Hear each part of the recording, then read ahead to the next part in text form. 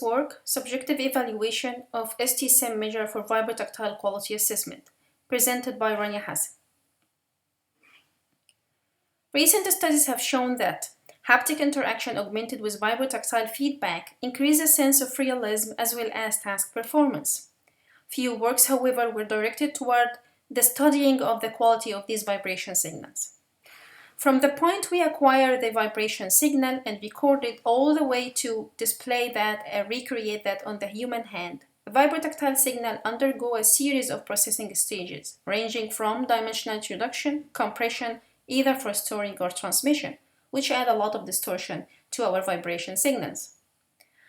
Since humans are the ultimate consumers of the tactile interaction, in this work we present STSIM, an objective quality assessment measure that automatically predicts signal quality as perceived by human consumers. We also introduce subjective test procedures to validate STSIM.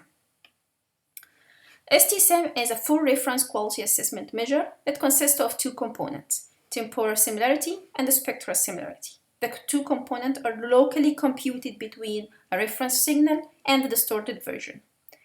Finally, they pooled to yield a number between 0 and 1.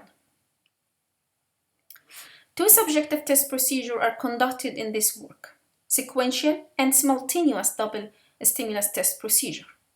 In sequential DS test procedure, the two stimuli are sequentially presented on the same finger, which means stimulus 2 is compared to stimulus 1, actually to a mental memory of a stimulus 1.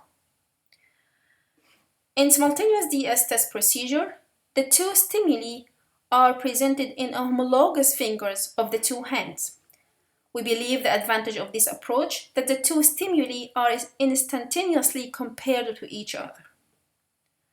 44 naive subjects were hired in the two test procedure. A total of 147 vibrotactile signals were used. Reference signals were acquired from TOM database, a publicly available database, and then the distorted signal in the two test procedure were compressed with different compression levels. Finally, the C2 tactile were used as a vibrator to render the vibration on the human hand. A subject was rejected based on a consistency measure. After rejecting subjects, we compute the mean opinion scores and store it in a publicly available database on my website. Finally, to evaluate STSIM performance, we compute a correlation between mass and the STSIM. We also compared that with PSNR, and we compute the statistical significance of this result using hypothesis testing.